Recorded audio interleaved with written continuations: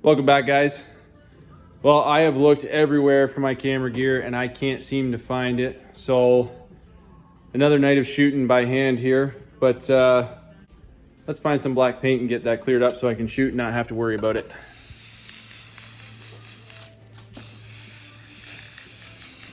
I'm sure the sensitivity on YouTube would not appreciate that, so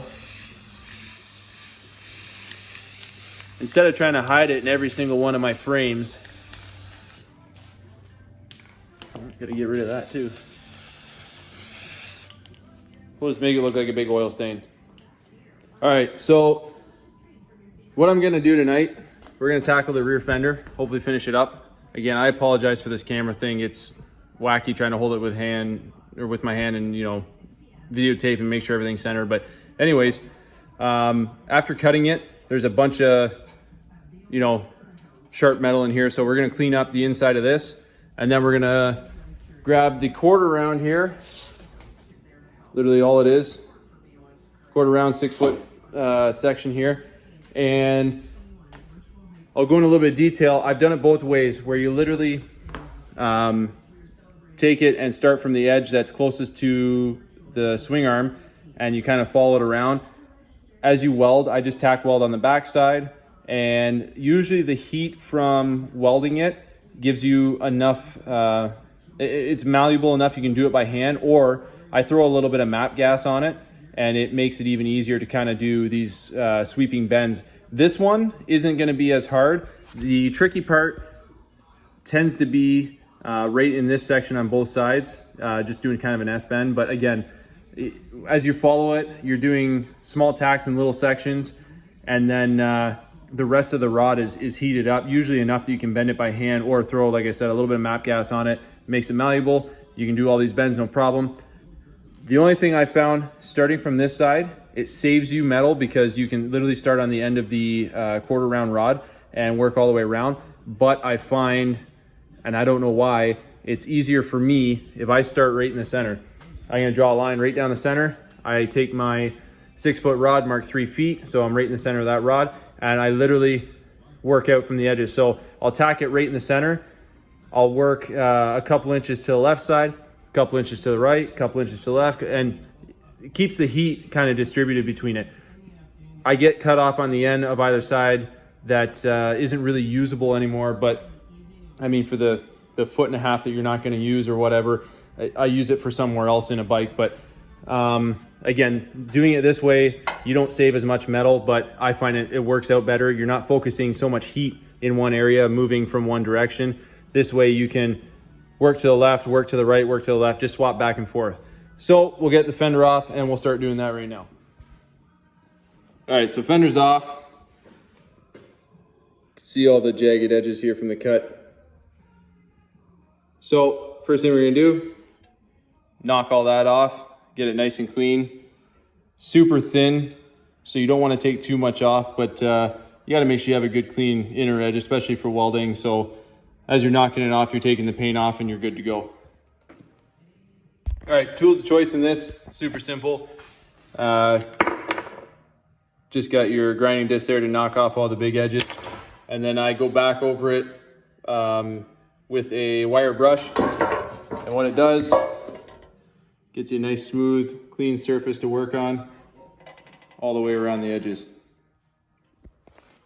All right, guys, quick update.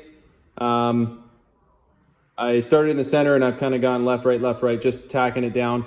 Notice this was a lot thinner than the 650. The 650 fender has a secondary piece of steel built into the fender, where the 1100 is one thin piece of steel, and on the fender brackets underneath this fender, there's hooped steel that keeps the fender in shape and supported. So what I've had to do is, as I'm going, the previous weld, I move and I pinch the quarter round in the vise right over where the weld was, and take a, I've been just taking just a regular hammer and tapping my shape. As you come into circles, you can see I put more spot welds coming into the bends and stuff. So when we get a straight piece, I get it so it fits nice and flush with the fender, and then I can tack weld a little bit further down. With this sweeping curve, it was nice because I was able to tack in the center and it gave me enough heat to do basically a small S bend through here.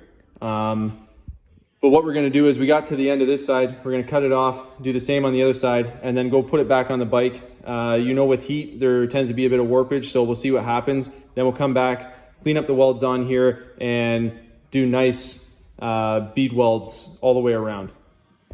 All right, guys, so I got all the quarter round tacked up on there. Don't read too much into the welds. I used flux core because I am out of gas, but this just proves, I mean, even on thin steel, you can do pretty much anything with a little bit of patience. So there'll be a little bit more cleanup using flux core, obviously, but we'll see what it looks like on here, see how straight it is, and if we have to reshape anything.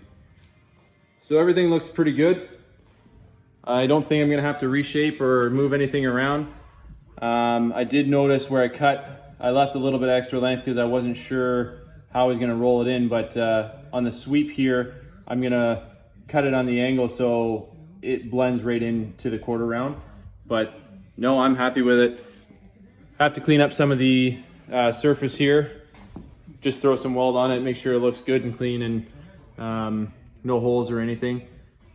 I don't have any actual blow through. It's just kind of warped the metal in some of the spots, but nothing that I can't go back over and fix really easily without having to throw Bondo in it. So I did this before on the 650 Fender, and I actually didn't even have to paint it. I left that whole bike bare steel, and it turned out really, really well. So goes to show with, you know, like I said, a little bit of patience. You can use anything in the shop. Flux core, I mean, if you have gas, it's obviously better, but in a pinch, it does work.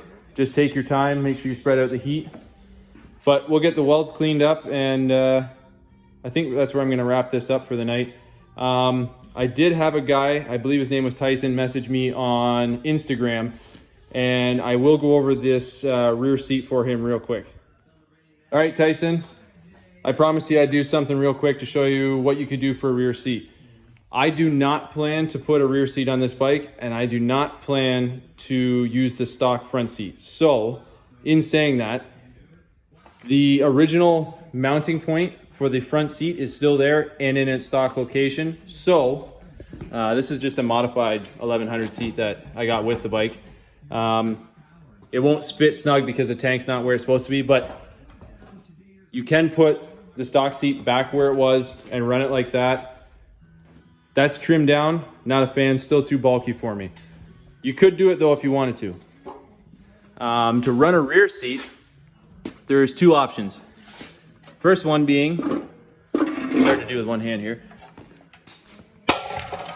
Kind of a rough idea. You can see where I cut it off. That hole at the back here is the mounting point for the rear seat.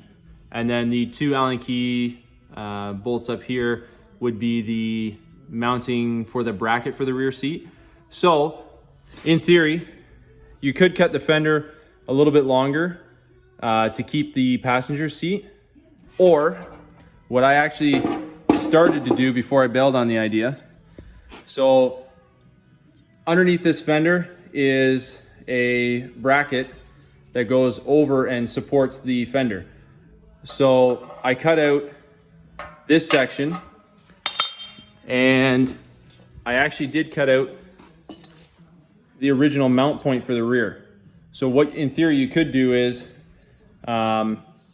re-weld this to the bracket at the front, and you could move the mounting point for the rear seat forward, or shave it and just have this support run right on the inside edge of the fender, and then mount a pillion seat on the back of this. There would be enough space, especially if you're running a smaller aftermarket front seat. You could run a small pillion seat in the back, or you could run a stock seat on the front.